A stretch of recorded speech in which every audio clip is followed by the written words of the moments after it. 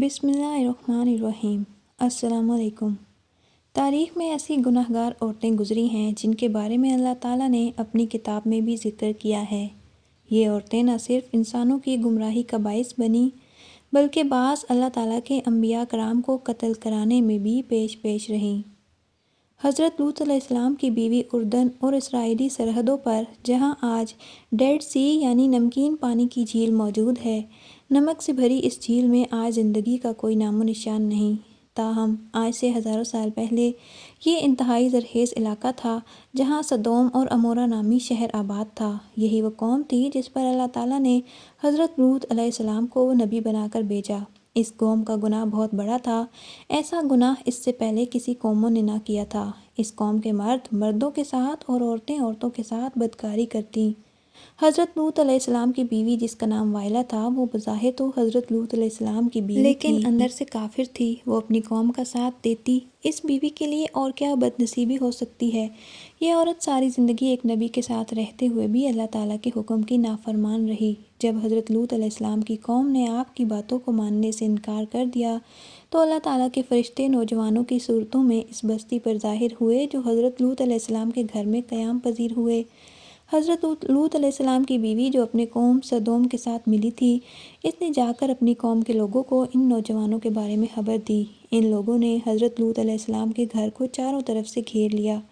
اس پر فرشتوں نے حضرت لوط علیہ السلام کو اس قوم پر عذاب لانے کی خبر سے آگاہ کیا اور آپ کو حکم دیا کہ آپ اپنے گھر والوں کو لے کر یہاں سے نکل جاؤ۔ حضرت لوط علیہ السلام ابھی راستے میں تھے کہ ان لوگوں پر اللہ تعالیٰ کی طرف سے پتھروں کی بارش ہو گئی۔ آپ علیہ السلام کی بیوی جو اپنی قوم کا ساتھ دیتی تھی، وہ بھی اپنی قوم کے ساتھ تباہ و برباد ہو گئی۔ سدوم کے پہاڑوں میں آج بھی وائلہ کی آبادی موجود ہے۔ حضرت لوط علیہ السلام کی بیوی کا تذکرہ قرآن پاک کے علاوہ بائبل میں بھی آیا ہے۔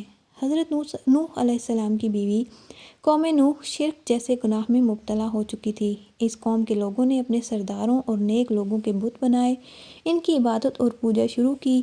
اللہ تعالیٰ نے حضرت نوح علیہ السلام کو اس قوم پر مبعوث فرمایا۔ یہ قوم اتنی ظالم اور نافرمان تھی، اس قوم کے لوگ آپ علیہ السلام کے گھر داخل ہو کر آپ علیہ السلام پر ظلم کرتے اور آپ علیہ السلام کو بے یار و مددگار چھوڑ جاتے۔ حضرت نوح علیہ السلام کو مجلسوں سے نکال دیا جاتا۔ حضرت نوح علیہ السلام کی بیوی بھی کافروں کے ساتھ ملی ہوئی تھی۔ مفسرین حضرت نوح علیہ السلام کی بیوی کا نام واہلہ یا واگلہ بیان کرتے ہیں۔ یہ عورت کافر نہیں بلکہ اس کا رہن سہن بھی کافروں جیسا ہی تھا۔ حضرت نوح علیہ السلام کی بیوی کافروں میں شریک ہو کر آپ علیہ السلام کو دیوانہ اور مجنوں قرار دیتی۔ یہ عورت بتوں کی تعریفیں کرتی۔ جب کوئی بندہ بتوں کو چھوڑ کر ایک خدا کی طرف مائل ہوتا تو یہ عورت اپنی قوم میں جا کر اس آدمی کا نام بتاتی، جس سے اس قوم کے لوگ اس بندے کو مارتے پیٹتے۔ اس طرح سے وہ بندہ بھی ڈر اور خوف کے مارے پھر سے بتوں کی پوجا پر مجبور ہو جاتا۔ وائلہ نامی اس عورت نے حضرت نوح علیہ السلام کے ایک بیٹے یام کو بھی کفر میں مبتلا کیا، لہٰذا آپ کا یہ بیٹا بھی ماں کی طرح کافروں سے مل کر آپ علیہ السلام کی مخالفت کرتا۔ اللہ تعالیٰ نے اس عورت کی بدبختی قرآن میں بیان کی ہے۔ اس کی تفسیریں احوال بابل میں بھی درج ہیں۔ جب اللہ تعالیٰ نے حضرت نوح علیہ السلام کی قوم پر سیلاب کا عذاب نازل کیا تو آپ کی بیوی اور نافرمان بیٹا یام بھی اپنی قوم کے ساتھ برباد ہو گئے۔ دلائلہ وہ عورت ہے جس کا نام کئی صدیوں سے بے وفائی اور دغا بازی میں مشہور ہے۔ دلائلہ کا ذکر قرآن پاک اور بابل میں پڑھنے کو ملتا ہے۔ واقعہ کچھ یوں ہے کہ حضرت موسیٰ علیہ السلام کی وفات کے بعد بنی اسرائیل کی قوم عمالقہ کی محکوم بن گئی تو اللہ تعالیٰ نے اس قوم میں بہت ہی طاقتور لڑکے کو پیدا کیا جس کا نام سمسن تھا۔ سمسن اس قدر طاقتور تھا کہ اکیلا ہی ہزاروں کا مقابلہ کر لیتا۔ قوم بنی اسرائیل نے اس بندے کی صلاحیت اور بہادری دیکھتے ہوئے اس کو اپنے قاضی کے عہدے پر فائز کیا اور اس کی طاقت کے ذریعے قوم عمالقہ پر فتح حاصل کرنے کی کوشش میں لگ گئے۔ دوسری طرف قوم عمالقہ سمسن کی طاقت پر قابو نہ پا سکی۔ انہوں نے اپنی قوم کی ایک لڑکی جس کا نام دلائلہ تھا، اس کو سمسن کی بہادری اور صلاحیتوں کا راز دریافت کرنے کے لیے سمسن کے پاس بھیجا۔ سمسن اس لڑکی کو دیکھ کر پاگل ہو گیا، وہ اس کی محبت میں دیوانہ تھا۔ اس نے اس لڑکی کو اپنی صلاحیت کے سب راز بھی بتا دیے۔ سمسن نے کہا کہ اس کی طاقت کا راز اس کے لمبے بال ہیں۔ ایک دن موقع پاتے ہی دلائلہ نے سمسن کے لمبے بال کاٹ دیے۔ اسی رات قوم عمالقہ نے سمسن پر حملہ کر کے اس کو گرفتار کر لیا۔ جب ایک دن قوم عمالقہ سمسن کو گرفتار کر کے جشن منا رہی تھی تو سمسن نے اللہ سے دعا کی کہ اللہ تعالیٰ مجھے معاف کر دے۔ اللہ تعالیٰ نے سیمسن کی دعا کو قبول کرتے ہوئے اس کی تمام طاقت واپس لوٹا دی جس ستون کے ساتھ سیمسن کو باندھا گیا تھا۔ سیمسن نے ستون کو اپنی طاقت سے کھینچا تو سارے کا سارا محل زمین پر گر گیا، جس کے نتیجے میں دلائلہ اور قوم عمالقہ کے بے شمار لوگ موت کے گھاٹ اتر گئے۔ جیزبل لبنان کے بادشاہ کی بت پرست بیٹی تھی اور اس کی شادی قوم بنی اسرائیل کے بادشاہ اخیب سے ہوئی۔ جیزبل نے نہ صرف اخیب کو بت کی پوجا پر لگایا بلکہ تمام ریاست میں ایک خدا کو ماننے کے بجائے بے شمار بت بنا دیے تاکہ لوگ ان بتوں کی پوجا کرتے ہوئے گمراہی سے باہر ہی نہ نکلیں۔ ایک دن قوم کے نیک بندے یرمیہ علیہ السلام نے جیزبل اور اس کے شوہر کو کہا، تم لوگ بت کی پوجا شروع کرنے کی بجائے ایک خدا کی عبادت کرو، اس میں تمہاری بھلائی ہے۔ اس ظالم عورت نے نیزے کا اتنا شدید وار کیا جس کی وجہ سے وہ بوڑھا آدمی شہید ہو گیا۔ حضرت یرمیہ علیہ السلام نے اس عورت کو بد دعا دی کہ بہت جلد ہی تیرے حسین و جمیل بدن کو کتے نوچ نوچ کر کھا جائیں گے۔ اس کے بعد اللہ تعالیٰ نے اس قوم پر حضرت الیاس علیہ السلام کو بھیجا، تاہم یہ ملکہ ایمان لانے کے بجائے آپ علیہ السلام کو بھی مارنے کے لیے تیار ہو گئی۔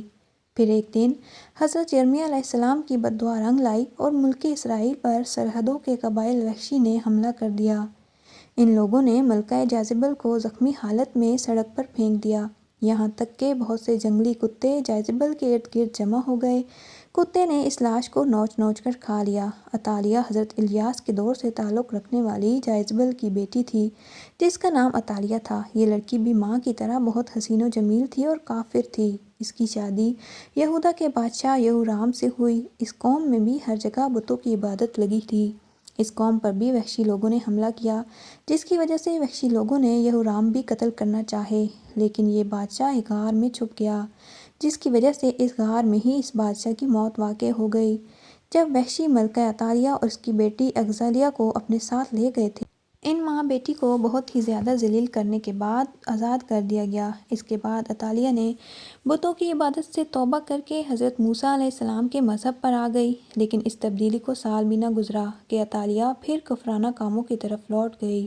اس کی بیٹی کے قتل کے بعد ملکہ عطالیہ کو ہی سلطنت یہودا کا تاج پہنا دیا گیا، جس نے اپنی دولت کے نشے میں آ کر اپنے پوتوں کو قتل کروا دیا، پھر اپنی رعایا پر بھی بہت ہی ظلم و ستم کرنے لگی۔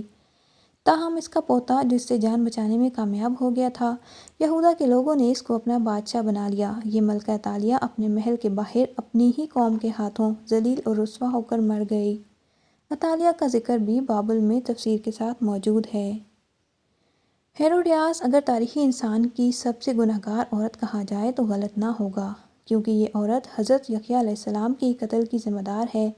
یہ حضرت عیسیٰ علیہ السلام کی پیدائش سے چند برس پہلے کی بات ہے کہ ہیروڈیاس ایک غریب اور بہت ہی حسین و جمیل عورت تھی، فلسطین کے خاندان کی بہو بن گئی۔ ابتدا میں اس کی شادی شہنشاہ کے دوسرے بیٹے ہرورڈ سے ہوئی اور اسی ہرورڈ کے گھر ایک لڑکی پیدا ہوئی۔ تاہم جب وراثت کی تقسیم کے بعد ہرورڈ نے دیکھا کہ سب سے زیادہ طاقتور فلپ کے بھائی اینٹیباس کے حصے میں آئی ہے تو اس نے بھی اپنے شوہر کو چھوڑ کر اینٹیباس سے ہی شادی کر لی۔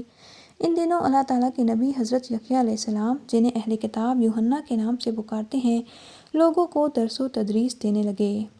ہیروڈیاس کو آپ کی دینی باتیں پسند نہ تھیں، جس کی وجہ سے اس نے حضرت یحییٰ علیہ السلام کو گرفتار کروا دیا۔ ہیروڈیاس نے کافی بار کوشش کی کہ وہ اپنے شوہر اینٹیباس سے آپ علیہ السلام کے قتل کے احکامات جاری کروا سکے، تاہم اینٹیباس ایسا نہ کر سکا۔ ہیروڈیاس کی بیٹی سلومی اب جوان ہو چکی تھی۔ جب اس نے حضرت یسوع علیہ السلام کی معصومیت اور نور کو دیکھا تو وہ آپ علیہ السلام پر فدا ہو گئی۔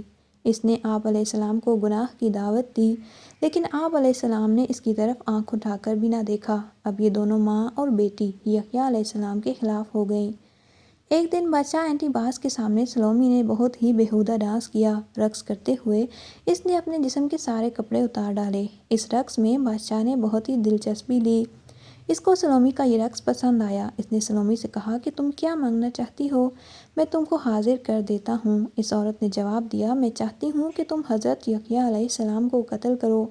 بادشاہ جو کہ برے ہوئے محل میں سلومی سے عہد کر چکا تھا، اس نے یحییٰ علیہ السلام کو شہید کر دیا۔ اس طرح سلومی اور اس کی ماں اس گناہ میں بھی شامل ہو گئیں۔ جمیل ابو لہب کی بیوی تھی، جس کا اصل نام عروہ بنت حرب ہے۔ اس کی آنکھوں کا بہنگا پن نمایاں تھا، جس کی وجہ سے اس کو لوگ کانی کہا کرتے۔ قرآن پاک میں اللہ تعالیٰ نے ابو لہب اور اس کی بیوی کو انتہائی سخت الفاظ میں ادا کیا ہے۔ اس کی وجہ ابو لہب اور اس کی بیوی کا نبی اکرم صلی اللہ علیہ وآلہ وسلم کے ساتھ سخت مشرکانہ رویہ ہے۔ یہ دونوں میاں بیوی آپ علیہ السلام کو تکلیف اور اذیت پہنچانے کا کوئی بھی موقع ہاتھ سے جانے نہ دیتے۔ روایت کے مطابق جمیل نبی کریم صلی اللہ علیہ وآلہ وسلم کی راہ میں کانٹے بچھایا کرتی۔ جب سورہ لہب نازل ہوئی تو ابو لہب کی بیوی غصے سے بے قابو ہو گئی اور بہت ہی بڑا پتھر اٹھا کر مکہ میں آپ صلی اللہ علیہ وسلم کی تلاش میں نکل پڑی۔ یہ کعبہ میں ابو بکر رضی اللہ تعالیٰ عنہ کے سامنے اس حالت میں آئی کہ اس کے منہ سے جھاگ نکل رہی تھی۔ یہ نبی اکرم صلی اللہ علیہ وسلم کے خلاف انتہائی نازیبا الفاظ بھی پڑھ رہی تھی۔ حالانکہ آپ صلی اللہ علیہ وسلم اس وقت حضرت ابو بکر کے ساتھ ہی موجود تھے، لیکن اللہ تعالیٰ کے رحمت و کرم سے جمیل آپ صلی اللہ علیہ وسلم کو نہ دیکھ سکی۔ وہ وہاں سے گھر کی طرف روانہ ہو گئی۔ بے شک جمیل تاریخ کی بدبخت ترین عورتوں میں شامل ہے، کیونکہ اس نے نبی آخر الزمان، سرور کائنات، وجیہ تخلیق کائنات حضرت محمد صلی اللہ علیہ وآلہ وسلم کو بے شمار تکلیفیں پہنچائیں۔